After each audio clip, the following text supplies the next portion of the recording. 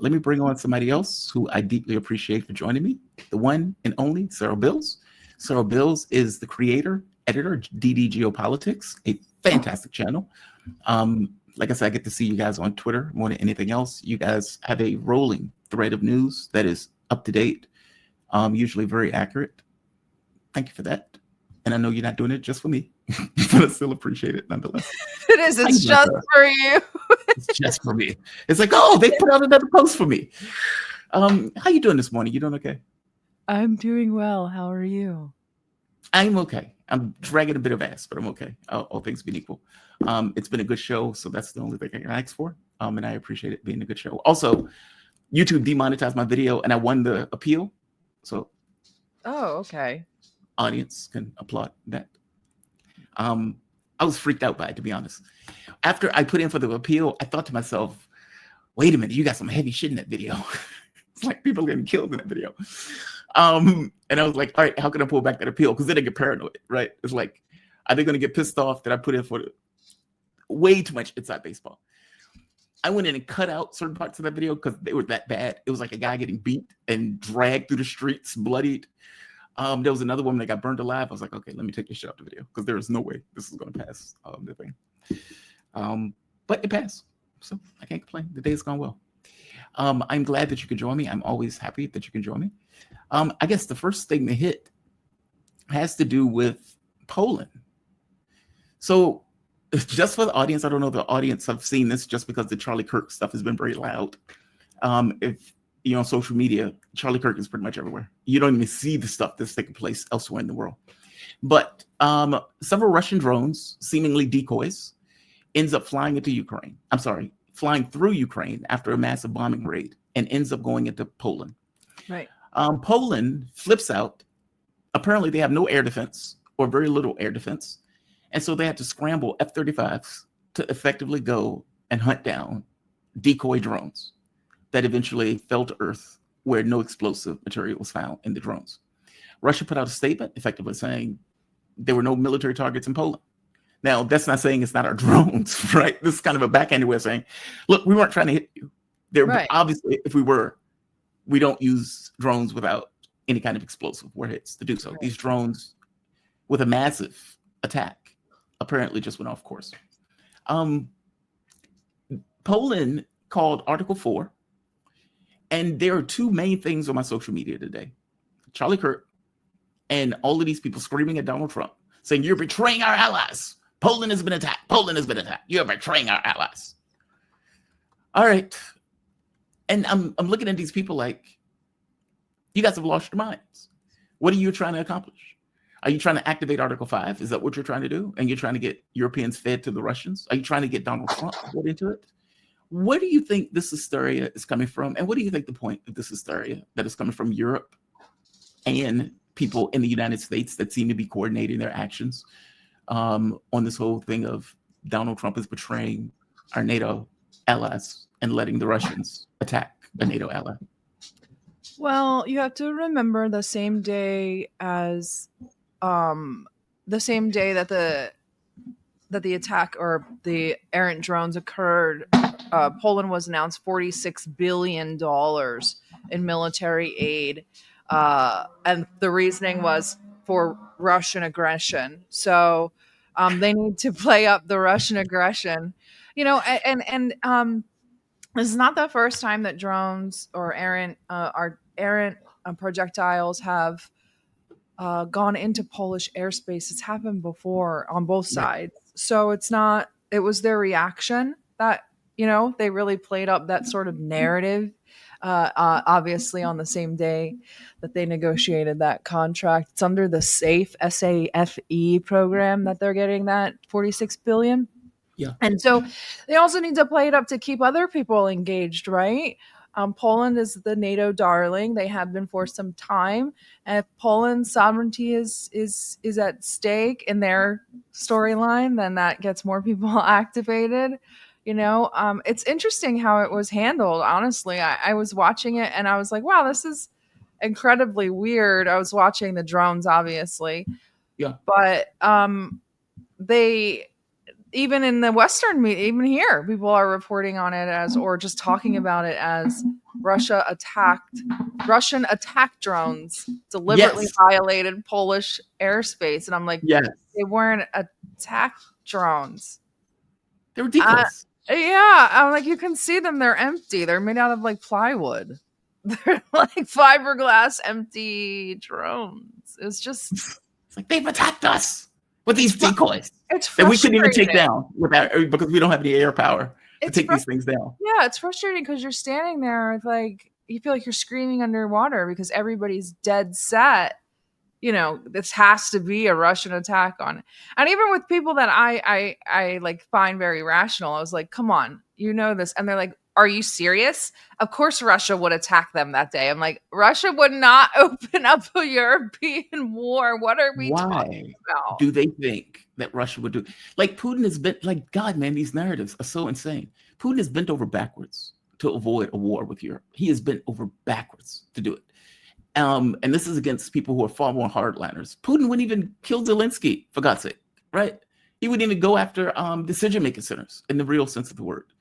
Why on earth would he randomly send decoys into Poland? And why would any rational person say that this is Putin attacking Poland with decoy drones? I mean, it's absurd. And to make it even more ludicrous, it seems that they've given so much of their air defense to Ukraine that they couldn't even take the drones down. Like one of the countries is sending helicopters, apparently to help them take down drones. They screamed at Article 4. Thankfully, they had enough sense to not call it Article 5. And Article 4, of course, hey, we should talk about this. Okay, you need an article for that? We should get together and talk. It's utterly bizarre. And keep in mind, they did this once before, if you remember, where Ukraine fired those drones into Poland. They hit two farmers. Or no, they were deflected, of course. Their air defense. Yeah. Hit two farmers, killed the two farmers. God, man, can you imagine dying for some stupid shit like that? And initially the thought was, okay, are they going to blame the Russians? And considering the way that Europeans have lied about this war, they very well could have, but they backed away from that stove. Yeah, I agree. I guess to me, this is more along the lines of we need to keep daddy into the war or keep daddy involved. I think so. Even the story with Belarus. So we know Belarus called Poland, let them know, like, hey, these drones are off course because of electronic warfare. Even Poland has acknowledged this phone call. Belarus also shot some down because they were errant drones. Yes. I'm pretty sure that Belarus also let Russia know, like, your drones are out of control. I'm shooting them down. And so they shot them down. And Poland is now twisting, well, netizens, I shouldn't say Poland themselves, people online are now twisting that narrative to say Belarus is standing up to Russia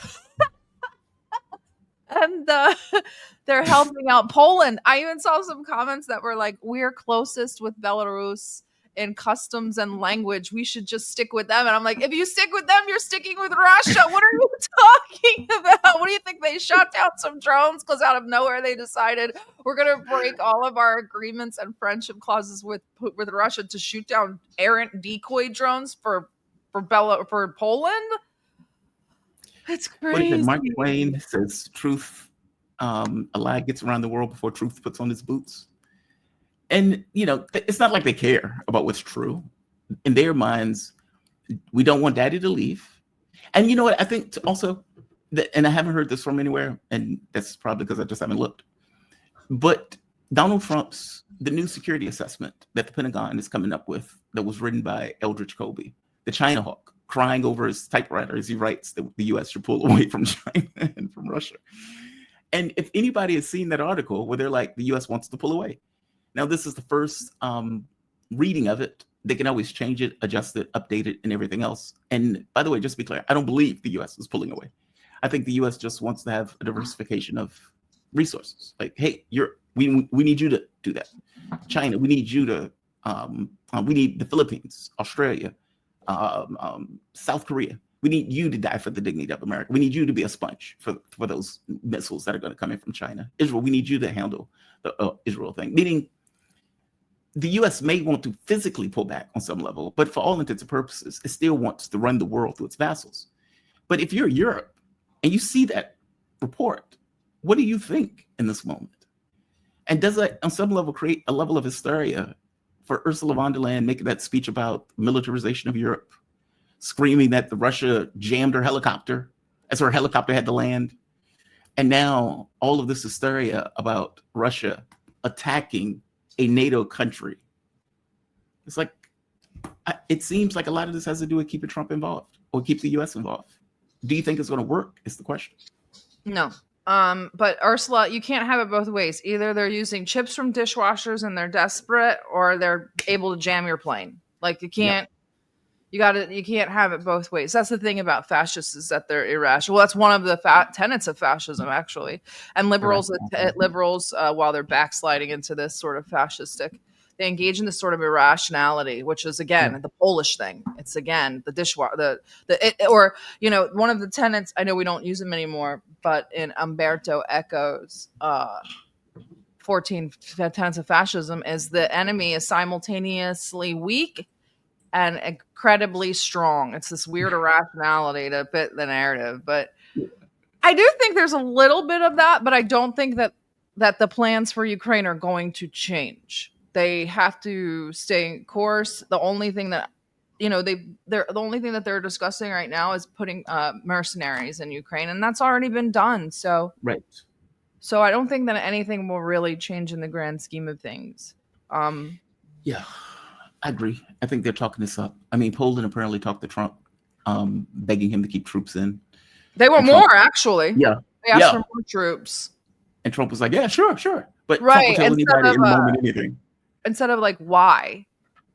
Like, what do you mean? Why do you want more troops in there? And even the other night, while that whole evolution was happening, they were like, I was like, only one mistake has to happen. Either an errant drone hits another plane, or somebody else hits another plane, and then Russia attacked a NATO ally. And I feel like we came really close to that the other night, and I feel like that might actually be a feature, not a bug. The more troops you put into Poland, the closer you put them to the border, the more higher chances of them getting hurt, especially with Russia. Sorry, the dog. Russia currently attacking Western Ukraine pretty heavily. Drones are going to go off course due to electronic warfare. They're out there to open up air defenses. So, of course, they're going to go off course. They might go into Poland. What better way to get a NATO soldier injured than to put them out on the border, in the border regions of Poland? Yeah, no, agreed. A tripwire, effectively. I just think these people are idiots. I mean, Kalis, God bless her heart, adorable as can be, dumb as a box of rocks. That is effectively their foreign minister. And the stuff that she says is just outlandish. They seem to be hell-bent on feeding Europeans to the Russians. The only thing that may save us in all of this is that these governments are so fragile. Like France just collapsed. The new guy who they put in, what is it? Oh, I can't. I don't even know. I haven't even had time to even look into it. Yeah, I can't think of the guy's name. It'll come to me in a moment. But Francois is out. Macron immediately picks somebody who's effectively a clone of Bayrou, Francois Bayrou. That guy is going to face a no confidence vote almost immediately. Macron has a rating of like 15%. His rating is in the toilet. They're closing German factories left and right. And he's telling people, hey, we need to cut your services because we got to get Ukraine more money. And this is all the while with Trump effectively bragging about a 10% premium on weapons that he's selling Europe. Like, so these countries are bankrupt in one sense, losing their businesses and companies in another sense, and fragile politically. Okay, well, what does it look like in 5 years, right? Does the AFD take power in 5 years? Does the National Rally take power in 5 years? So I don't know, maybe the contradiction of their own societies save our ass on this. But I don't know. It's just insane to me. Where do you think this goes? I agree with you. This is a feature, not a bug. Where do I think it goes in terms of Ukraine? I think it says. Yeah. Do you think they're going to be able to create the hysteria necessary in order to, I don't know, do what they're trying to do? Yeah. Not yet. The actual polls and the Germans are too against it. This way, like the people themselves. I just don't think that will go over well. Mm-hmm. Plus, Poland might be ready, but Germany needs years to get ready. You think Poland's ready? Poland couldn't even shoot drones out the sky. I mean, in terms of armament and military, yeah, they have a fully armed and equipped military. Yeah, Germany does not. Germany needs to go through an entire process of rearmament. Poland does not. But that's all I meant. Okay, fair enough. Fair enough. I think these people are insane. They see what's happening to Ukraine. They had the largest military in Europe. They refill that military 3 times over, and they think, "Hey, let's go fight the Russians." I think they're out of their minds. And I get it. I've been to Poland. They hate the Russians. They hate them to their core. And, there's this, when the fall of Warsaw, one of the exhibits is this red room where they're talking about the Soviets. And so, I mean, I know it's historical context, but this kind of miracle of Vistula, Stalin hated the Poland because of it, took it out on Poland when he finally took over. So they have this deep-seated hatred of the Russians, missing the fact that they're not Soviets, they're Russians. But yeah, it's wild. I want to hit another story before I let you go. Well, by the way, what do you think of the Charlie Kirk thing? I had to ask. I find it terrifying. I'm not a Charlie Kirk fan by any means, obviously, but we don't have any details. We have no idea what's going on. They arrested two different people that they had to release. It's terrifying. I don't go, and I'm definitely not flattering myself and thinking I'm as big or as impactful as Charlie Kirk. But how long before it trickles down to people like me?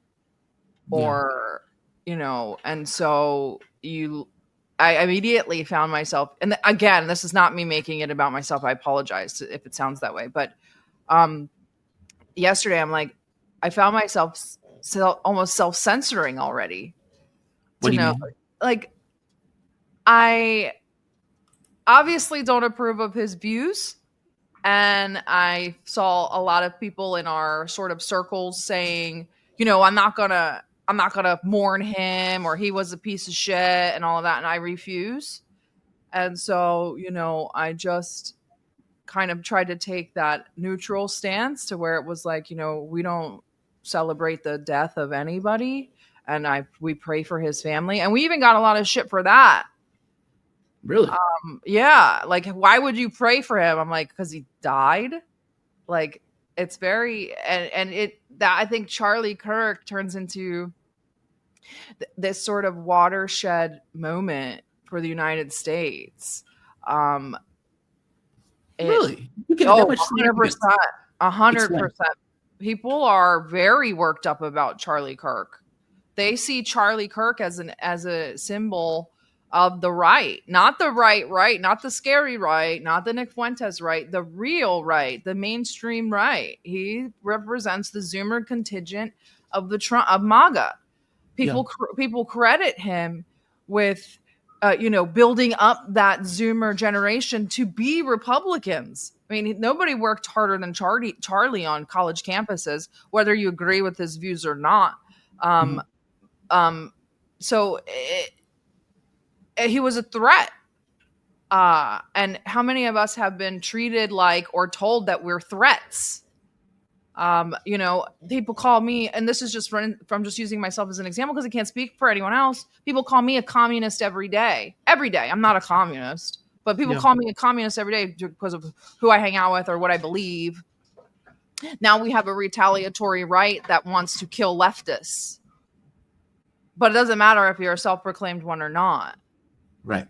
So it's like it becomes a sort of, where do we fall in line? Where do we fall into this? And so that's kind of where I'm at. I'm being incredibly cautious with it because we just don't have any information.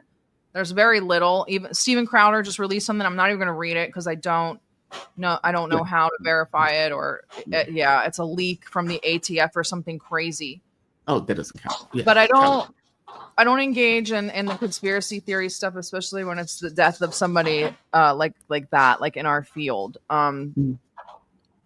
So I get where you're coming from with this. I hadn't thought about the self-censor thing, but I understand where you're coming from with it. Um, I disagree with my mom on a lot of the stuff that you can't be honest about how a person lived when they dropped dead or when they were killed. By the same token, the idea that you murdered the guy seems outlandish to me. Like, look, he was a horrible person. I'm sorry. And this pretending to be a Christian while, being racist, being hateful, bashing immigrants and all this other stuff, it just doesn't seem to follow or backing the Israeli and that's one of the arguments I got into yesterday. You know how we are. We're very much like, I don't really care if the truth hurts your feelings or the timing is bad. It's still the truth. Yeah. That's exactly the conversation we had yesterday. People are like, he's a Christian, blah, blah. I'm like, I watched him cheer on the deaths of children in Palestine. Yes. Let's not sanctify or deify this person. You guys are ready to give him sainthood over here. And it's like, we have to be honest about who these people were, because the more that you kind of talk him up into this sort of angelic or saint-like figure, what do we have? The sacrificial lamb. And then it becomes like this messianic sort of thing. And then we have a huge fallout from it. And it's just exactly like we have a very skewed version of what Christianity is, I think. And this is going to sound crazy, but if you watch Nick Fuentes, he has a clearer idea of what Christianity is than someone like Charlie Kirk. When Nick says stuff like, pray for these people. Yeah, I don't like them, but pray for these people. When he was one of the first people that went out and said, pray for Charlie Kirk. Charlie Kirk doesn't do that for other people. So this idea that like we need to sanctify him and get on our knees because he's such a devout, good Christian is I don't know where they get that from. Yeah, I don't know where they get. It's like, I grew up in the church. It's almost like they use Christianity as a virtue signal, as a this so is they call him a martyr. For what? For who? For what? For what? Like when you're a martyr, you die for a cause, or you're like actively engaged in some sort of freedom fight, or what are we talking about here? A martyr? Yeah, they're out their minds. They're out their minds. I can accept that they shouldn't have murdered him. Fair enough. But let's not pretend that the guy was something that he wasn't. There's oceans of video out on Charlie Kirk. And, I hate to bring this up. And somebody says, dude, that's a horrible comment. Charlie Kirk was one of those people who were like, if people, it's okay if people die. We should keep the Second Amendment. Effectively saying, having people get shot. He said the gun deaths in schools were worth it. Or like basically a price we have to pay to keep our Second Amendment. And it's like, okay, well then you paid the price. And maybe this is insensitive. You're already paying a great price for your political views. I've already paid a great debt. Yeah, we haven't died. We haven't been, thank God, we haven't been murdered or anything like that. But when you hold views like this, you have to be ready to pay the piper for them. I think about getting killed over them all the time, over my views. Here. I'm annoyed that Ukraine didn't put me on their kill list. I'm still hurt. I was put on the lesser one. I'm still Ukraine, if you're listening, please put us on the kill list. Charlie Kirk was on it. He's obviously no longer on it. You got room. Put Jamarl and I on it.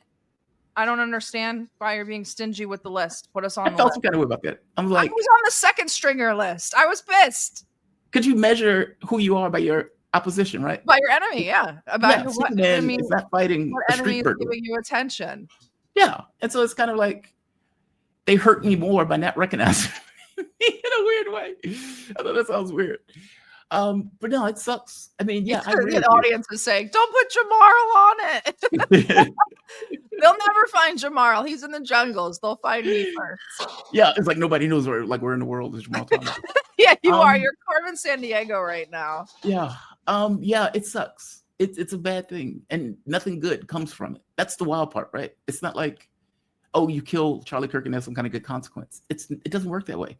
And look, I am one of those people, right? I can be a hard ass about stuff. I have watched Israeli IDF members get killed and drunk coffee as I watched it, saying I would love for them to put their funeral online. So I can be a hard ass. So this is not me being like a dove. I'm saying this in the sense of, does speech in a country that has a free speech law rise to the level of getting a person murdered? It's that part. Even if somebody makes the argument of, well, this is an action consequence. You put this stuff out in the world, so you get this stuff back. Okay, fair enough. That's an actual consequence. But is it right? Is the issue. We have a violent country. I think it boils down to that. And we push violence out all over the world. Yes, that was what I was saying. That's exactly the position I took in every conversation. I said, why are you guys even surprised? Violence begets violence. You have got to understand that what we put out into the world comes back to us. It's not woo-woo shit. It's not like karma. It's not energy. I can see it. Like, you can see it, how negative people are and how it's coming back. The chickens come home to roost every single time. I tell people all the time, foreign policy becomes domestic policy, in the sense that what we do out in the world will come back to us. How can we have a society that's insulated from violence and that loves each other when we project an incredible amount of violence and hate out into the world? Yeah. Where do you think that hate's going to go when it's done out in the world? It's going to come right back here. And it is. This is a reckoning moment. And it's not because Charlie Kirk was he was very loved, but not because of that, but because we are already at a tipping point. And this is putting people over the edge. I'm telling you, they see him as a mainstream right winger, almost like a Tucker Carlson almost. I didn't know he was that big until yesterday when I started going around and then I started researching. I was like, he's really popular. There's no way he's that big. He's Are you big. serious? Yes, I had no idea. I had none. He's the Tucker Carlson. He's like the Pied Piper of young Republicans from the ages of like 18 to 35. I had no idea. Wow. I had no clue until yesterday. Poisoning And of minds. course, the conspiracy theories are out. I'm not paying any attention to them, obviously. Well, they're trying to say Israel did it. Right. They're trying to say, out of nowhere, Israel did it because he was being lightly critical of them. Yeah. It's like, how dare you modestly criticize us? We're going to put a bullet in you for it. Yeah, it's wild, man. It's wild. And then you have to also ask yourself, right? He said it's worth it. You know, the deaths are worth it for the Second Amendment. Are they worth it for the First? Yeah. That's the other part, right? I mean, it's amazing that those two things went back to back. First Amendment and then the Second Amendment immediately comes after it. Yeah, all of us are at risk, I suppose. I mean, because the rub is, as I've tried to point out, news is political by definition. Like, it's never neutral. There is no such thing as neutrality in news.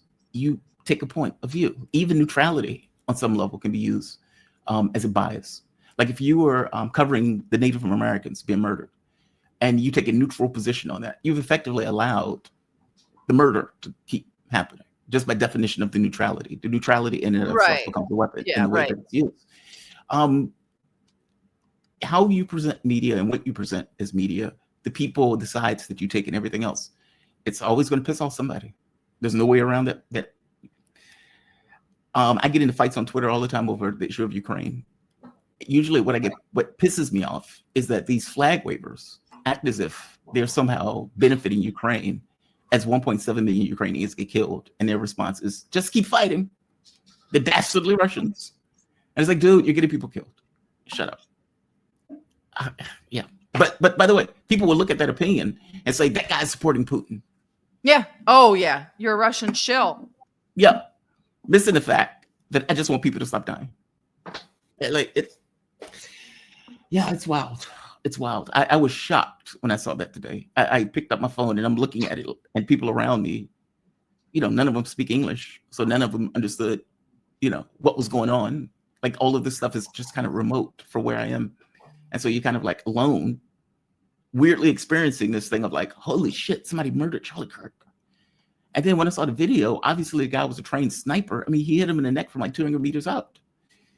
I mean, this was a professional hit on some level. Like, and I don't mean professional like some hitman. I just mean the guy was obviously professional. I've shot shotguns before. Yeah, for sure. Yeah, for sure. Amazing. But Yeah. again, if you're willing to pay the price with other children's lives for the Second Amendment, are you willing to pay a With your price own. for your first? Well, I'm assuming he's not a hypocrite. So I would imagine he's looking up, saying, yes, I'm willing to pay that price for my beliefs. And that's admirable, actually. If that were the case, that's admirable. I mean, That's the when rub. you're They never mean for themselves.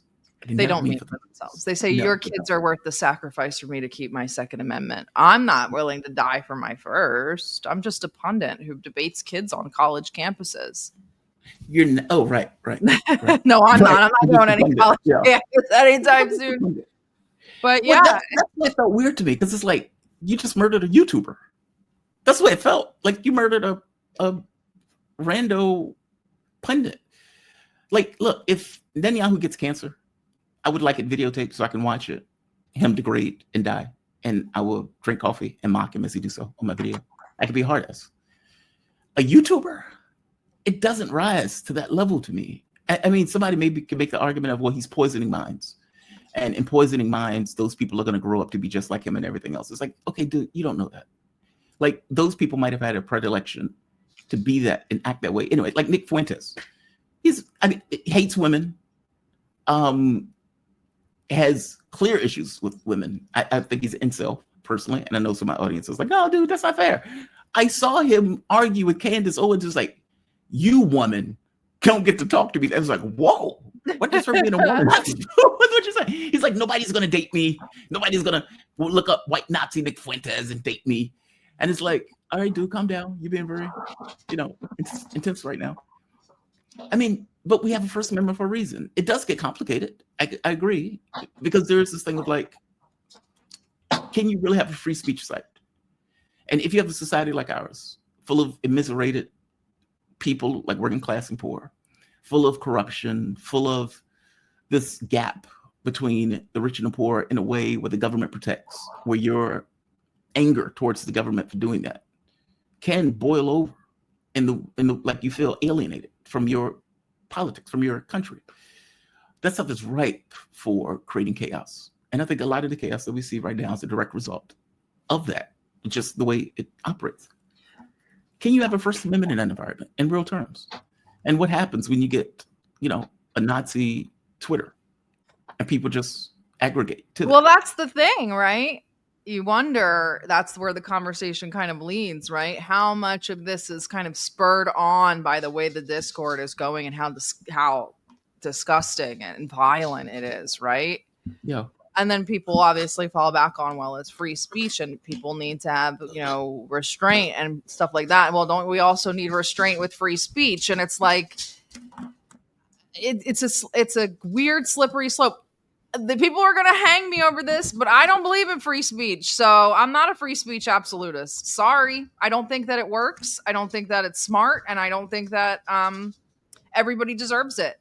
And it's not because of violence. It's not because people get killed over it.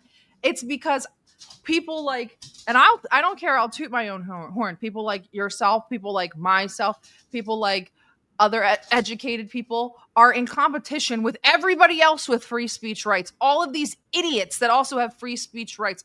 Do we really have free speech? Does our voice have any power? No, it's drowned out in a sea of hundreds of thousands of voices. If I stand up the way that I stand up in a place like Russia or China or Korea, does my voice have power? Yes, because I'm not competing against a cacophony of low IQ retards that think that they have the right to speak about everything. Maybe that's mean and wrong, but I don't know. You're right. There's a cacophony of noise, but who chooses is always the issue. Who decides? Well, we thought that was going to work out. Remember, that was the theory behind Twitter. The people will choose. The people will look at what the people have chosen. Porn, racism, Holocaust denial. But is that the predominance? I mean, you're always going to get randos in a corner thinking that aliens are about to attack tomorrow, or thinking that the Nazis won the war and Hitler is on the moon. Like, those people always exist, whether they are in the closet or whether there's 2% on Twitter that create a Twitter space where they can talk to each other. That's not really the thrust of the conversation. I mean, porn is, but porn is porn, right? That's just kind of is what it is. Anywhere you go is where you're at with porn. But that's not all really of the this stuff thrust. is degradatory. All of this stuff is degradatory to your psyche, to your soul, if you believe in that. But it's degradatory. People are degrading. Like, you can't sit here and watch violence and porn flashing before your eyes. You're like Clockwork Orange. You can't watch this stuff constantly and expect not to get warped. And I don't even mean watching it. It's just there.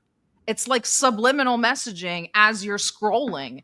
Flash of porn, a flash of violence, a flash of racism, a flash of Holocaust denial. It's all over the place. And it's literally like Clockwork Orange. I know you're not as immersed in this as I am because you have the benefit of living abroad, but I'm not kidding. And it's warping people. It's warping children. It's not children, young adults, I should say. It's warping people's minds to what's acceptable and what's not acceptable. If you see genocide all day on your timeline and you see porn next to it all day on your timeline, this amalgam of violence and sex is like, it warps your brain. It absolutely warps your brain.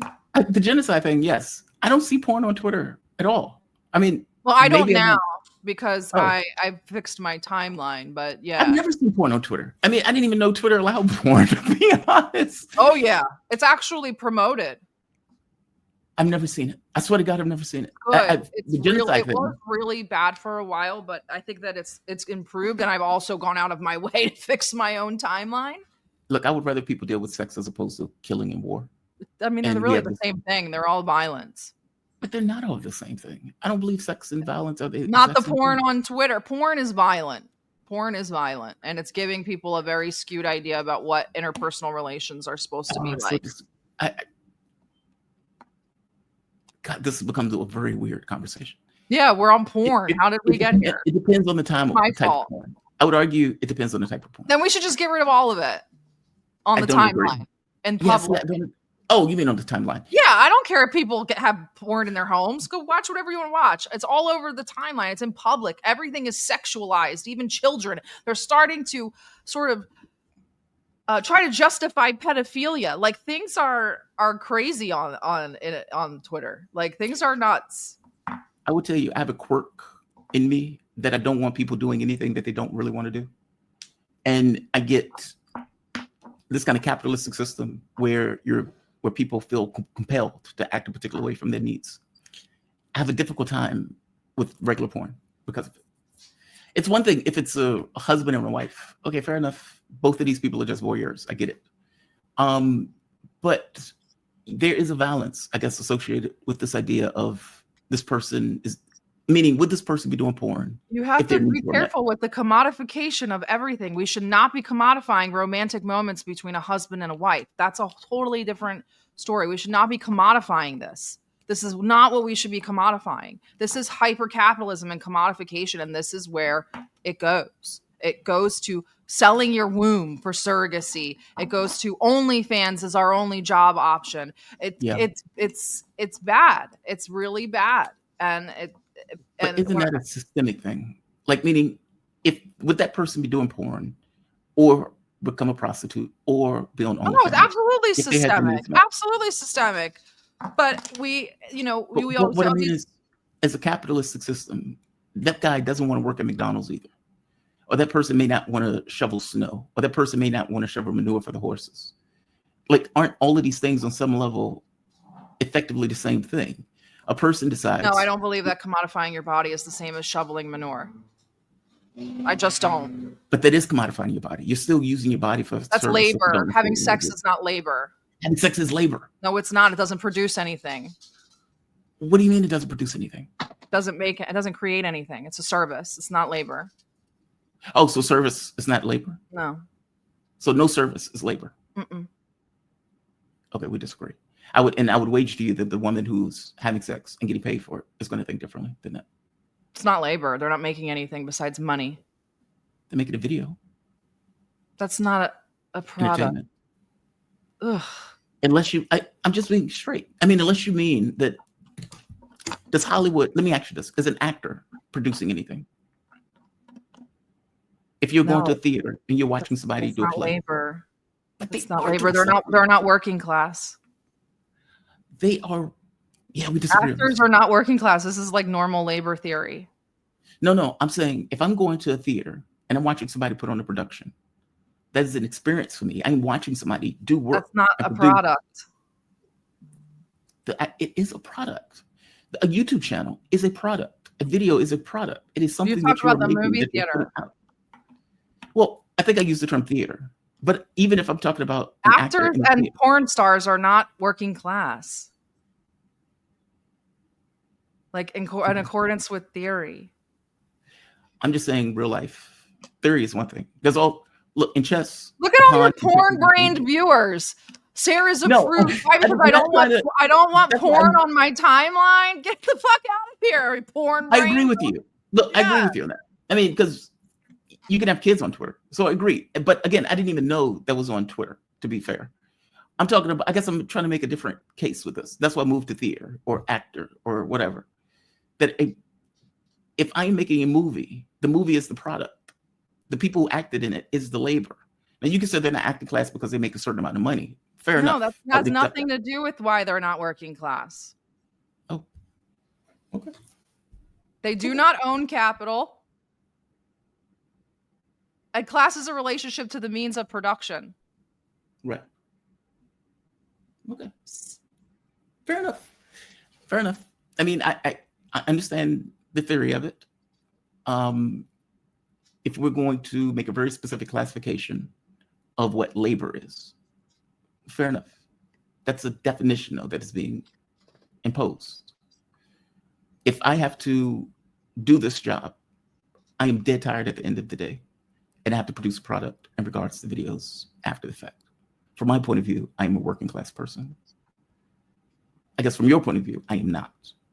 And I so disagree with that. But I understand the theory of it that you're trying to make with it. Mm-hmm. I do get it. Sarah, it is always an experience. And it's always a good one. I swear to God it is. Yeah, this went into porn. I got into, God, man, I got into this argument with a friend of the show, Lauren Steiner, once. I didn't realize that she was hardcore anti-porn. Somehow this conversation came up. And yeah, I'm not. I think that it's something that people should enjoy in their private, if that's their thing. Agreed. But yeah, I didn't know it was on Twitter. That blows my mind that they put that on Twitter. Wow. Okay. Good to know. And it was showing up on your timeline. Jesus Christ. What if you have kids, man? Like you have some 5-year-old on Twitter and they're watching porn. Yeah, I agree with you on that one. It's not even about the kids. I don't think that people understand what this really does to your brain. It's not good for you. It at all. you. You're talking about the desensitization And it of it. fucks up your way you engage in interpersonal relationships. Let's take porn out of it for the moment. The genocide. I also agree with you that I think that fucks up people's minds. But isn't that just real life? Like, isn't that reality? And shouldn't people be exposed to reality of things? And this could be the last question because I know we're over. No, it doesn't matter. Oh, okay. This can be the last question either way. It doesn't matter that we're over. The genocide thing is rough because from my point of view, it has given me clarity in a way that I didn't have prior to the genocide. It has given me clarity on realist politics, on the way countries and people engage and interact. That there is no God that will save you from yourself or from other human beings in a sense. You have to kind of deal with your own affairs. It's giving clarity in a way that I would have never had prior to it. But I agree with you. It does fuck up the way you see the world in a sense. But isn't it just reality at this point? Like, this is the real world. This is what's happening to people right now in the world. And this is what we're okay with as it happens. I mean, you're who's in charge of reality, and who fixes it? Who's in charge of reality? Yeah. Nobody's in charge of reality. So I mean, then you can say that people create narratives, if that's what you want to say. What do you mean when you say, "Oh, that's just reality. That's just the way it is"? I disagree. People are getting murdered en masse. People are being starved. That's real life. That's happening. Right. But I think about it, doesn't change it. But showing it to people all day in close proximity to like sex and memes is not normal. But the sex part, and that's what I mean, though. I haven't seen. Okay, I know this is your channel, like meaning the what you're viewing as a channel per se. I've never seen sex on Twitter. I've never even seen it offered on Twitter. So, from my point of view, that's not something that I've seen together. You're also not in America, so your timeline's going to be completely different. Sir, I've lived in America for all of my life. I've only been traveling for 5 months. Right, but your timeline is still going to be different in the algorithm now that you're gone. I know what I'm saying. Even when I was in the States for all of those years, I had never seen the two combined. You haven't seen the porn waifus or the AI porn that they're making now, or the AI pedophilia that they're making now? On Twitter? No. Yes. No, I've never seen it on Twitter. Yeah. I know that they make AI Even porn. Elon was making underage waifu AI. That's kind of weird to me. But the war, for me, is a little bit different. I do think, on some level, that should be seen. It's happening. You're bearing witness on some level. I mean, people can make a choice about whether or not they look at it or not, but it is happening to somebody, and people should care.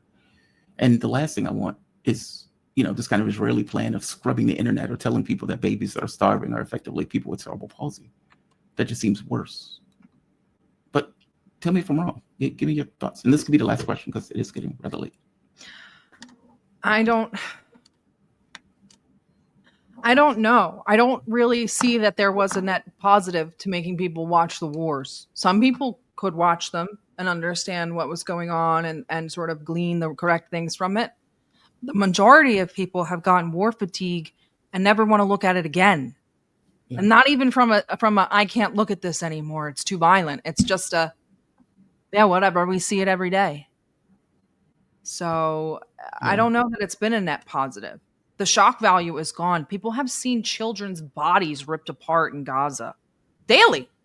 It wasn't, I remember the first one where they bombed the hospital. We were like, oh my God. And then after that, it became every 7 days. Then it was every 5 days, now it's every day. And what net positive has that had besides desensitizing people to some of the most vile violence that has ever existed in the history of humankind? There's something that makes you scared of certain things because you don't know what they look like, right? Right? Like wars or ethnic cleansings. There's just the stories for the most part, or maybe some photos. Watching it live and desensitizing yourself to it is a terrible. We're not, because we understand the gravity, but a lot of everyday people are completely desensitized to it. So the next time it happens, they'll never even react to it. Or shouldn't it dig in somebody to the point of saying this should never happen again? We already tried that, remember? Never again? Well, this was one of my realizations, that if Hitler just had a Holocaust and didn't invade anybody else, that nobody would have bothered Hitler in regards to the Holocaust. Nobody would care. No. I guess my point is that never again was just a slogan. It wasn't real. Never again for everybody else. Right. That's all it meant. Sarah, I always enjoy these conversations, even when they go into odd places. I don't know how we got here. I don't know where we went, but it's okay. We got through. Yeah. It's just it unscathed. We're still besties. It's totally fine. Well, I don't think we argued. At least I don't think we I think people in the audience got nervous. They're like, "Oh my God, stop!" I was like, "Don't worry about it. We're I didn't feel like I was in an argument. It was a conversation to me. And maybe this is where, to me it was just a conversation. I didn't feel anything in me that felt like I'm under pressure. I think they got the wrong impression. Jamal and I are friends. We're not going to fight on stream in front of you guys. I wasn't. I didn't think it was an argument. It's a conversation, and conversations, like, I don't know. To me, conversations are just conversations. The audience have seen me lose my shit. Well, it helps me because, I'm obviously pretty isolated. I live alone. I don't really talk to people outside that much. And so I often forget what like everyday people and like people actually like think in reality. So it's good. It's good for me to like hear the contrasting views. I do not. You Sarah thinks she's Jamal's bestie. Shut up. What do you care? Like your audience is on one today. Jamal does not know when to stop sometimes. That is true. That is true. I will tell you this. My ex-wife, she used to be like monitor conversations that we're having with people because her thing is like, all right, when do I pull him back? Like, when is this gonna go south? And I need to pull him back. And we got into, God, man, I got into this conversation with this woman. If I'm not mistaken, it was her brother's ex-wife or her brother's wife, from the other side of the family. And God, man, she was nuts. And they were staring at me, waiting for the moment to be like, all right, shut him up. It's like, stop it. He's going too far. He's going too far. Pull out. Yeah, it's just a conversation. I don't feel anything. Like, look, put it this way, audience. When I feel something in a conversation, you would know it. And yeah, you would know. I think as you were getting a little sweaty, people. Well, that's because it's hot in here. I don't like to got the air conditioner on. And I can't have the door open because the prayers are very loud, and they do it multiple times during the day. So over the course of the show, they're like 2 loud series of prayers, and they kind of change a little bit their timing, they do. Yeah. So you never really get used to it unless you're paying attention to like the exact time. Exactly, and it always happens twice, immediately before the show and in the middle of the show, and so the door has to stay shut. So it gets boiling out here. It's like 80 degrees. It's 10 o'clock at night. Be like, and you're in a jacket and a shirt. You're so funny. The suit, man. Sleep in a suit. But no, everything's good. I didn't feel like anything was going wrong in the conversation. It was just, maybe because you said, well, I'm not even having this conversation. I just got scared. That had nothing to do with you. I was like, I don't want to have this conversation on live YouTube. I'm going to do something and pick it up. I will plow into anything. I'm very transparent with my audience. I'm not asking the question. And by the way, sometimes when I ask questions, I already know the answer to the question that I'm asking. I'm assuming your answer is going to be, fuck no, that's gross. That should be illegal. Yeah, so it's fine. Sarah, you are fantastic. I will see you on Saturday. You will see me on Saturday. You guys do great work. Everybody check out DD Geopolitics. You also have a show with another gentleman. What's the schedule for Chris? Okay, so Chris, that is my new co-host permanently. People really seem to enjoy him, so that's great. Obviously, you and I have our show on Saturday nights for me, 5 p.m.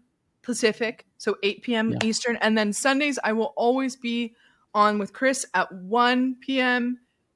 Pacific, and then we will obviously have pop-up streams and spaces during the week. We might have a pop-up today. Depending on what the revelations are. But yeah, Chris, for the Charlie Kirk stuff. And for the drone stuff. So we're just kind of playing it by ear, but we might be on today. We'll always be on Sundays and hopefully at least one midweek breaking news stream. Okay, but it's not standardized over the course of the week. It's just Sunday at 1. Always Sunday at 1 p.m. Pacific. Always, unless we're traveling. Oh, God. Fei Lu. These people and some of the opinions that they have are so hard. Fei Lu is crazy. Fei Lu is nuts. If you think it was my fault for KJ, you're out of your mind. Love KJ, by the way. KJ comes up. You may not know this. I've had a huge amount of drama on my show for the last week. All of it was started by a guest that attacked another guest and then decided not to come back on. And it's like, it's weird. Usually I don't care. Usually I don't give a shit one way or the other. My feelings are they just are that way. KJ cared about it because I've known KJ for years. And it bugs the shit out of me how that happened. It wasn't even anything I did. KJ disagreed with the point of view that one of my other guests had and just plowed into that guest. And so it puts me in this weird position of like, okay, well, now I have to have the guest back on to have a conversation about it and just to balance the equation. KJ writes a lot of emails, but wouldn't come on to explain his point of view. It's like he wanted my take, like he just wanted me to agree. And it's like, dude, I don't have to agree with you and anybody else. I understand where you're coming from. Me understanding you and accepting your point of view should be enough. Wasn't enough. So he's like, basically, I'm done. All right. This creates reverberations in the show itself. and with other guests that came onto the show. So the audience, some of them are like, oh my God, we love KJ. You should do anything in your power to get KJ back. It's like, dude, I didn't do anything to KJ in the first place. KJ left for his own hashtag reasons. And if I'm being honest, a bit hysterical, you have to accept that people may not see your whole point of view 100%. They may get 90% of the way. That has to be enough. It wasn't enough. Is what it is. Another guy comes on the show, and to be fair, my behavior was not the best. My behavior was not the best. I'll say it that way. I compared him to a garbage man, not a car salesman, and it was very brutal in dealing with him because, from my point of view, he was a propagandist, and he didn't come on for a conversation. He came on to inject a particular point of view to the audience, not to have a talk. Like, right, you can have a talk and try to get your point across. Spending 30 minutes on a monologue is fucking outrageous. Yeah. It's like, dude, what the hell? So that didn't go all that well. But all of these things were reverberations that came directly from that event. And that has been going on for a week. So, well, like I you'll said, not get any reverberations from me. I appreciate that, sir. I appreciate that. My point is, I never say mad. If I am pissed off, it shows. It's not like he's low key pissed. No, it doesn't work that way. If I'm pissed off, I'm pissed off. This is just a conversation. I didn't even realize that there was anything risque in this conversation. Zoya's yelling at you. You better go fix it. You got to go fix it. Zoya's yelling. Yep. Zoya's yelling. Be an adult. You got to be more diplomatic. I'm sorry, I don't. If I'm not wrong, I don't. I'm just being straight. Sarah, you're fantastic. I'll see you in 2 days. I'll see you on I will Saturday. see you in 2 days. You have a good one, okay? Go take off your jacket at least. Get some hydrate. I'm not sweating, and I'm going to open the door in a very few moments. And I'm going downstairs to get some rice. I'll home after this. Bye, guys. I'll see. Oh, by the way, I finished that book, End Times. You were right. It's fantastic. I love that. The overproduction of the elites. That was such a great, a good. It's such a good point. And it's so logical, right? That idea of overproduction of the elites and that idea of personal or popular immiseration was like, I really loved that theory. I am trying to get him on the show. I would love to have an interview with him. Yeah, I'm trying to get him on the show. It's great. It's a great book. I recommend it, guys. End Times. It makes a lot of sense. It's very recent. I think it's 2023 or 4. And so it's like right on the mark. And it really it really did enlighten me a lot and give me a lot of words to kind of identify. Turchin is the author. Yes. Turchin. It really gave me a lot of the words and phraseology to identify the things that I just couldn't quite put my finger on. I really, really liked that about it. It explored something that I wasn't so familiar with, especially with this idea of elite overproduction. I really liked that idea. Yeah, that was really neat. It just sounds funny. Elite overproduction. Yeah, they were making too many elites, but they're not really elites. They're not like elite human capital. They're just our elites. And then you have the mini elites that want to get in. He's like, these are the most dangerous people in the society. Aspirational. The aspirants. Yes, the aspirants. Yeah, so it was great. Thank you for the recommendation. Sarah, enjoy the rest of your day, okay? I will. You guys have a good one. All right. We have come to the end. Sarah Bils, she's fantastic. Yeah, she's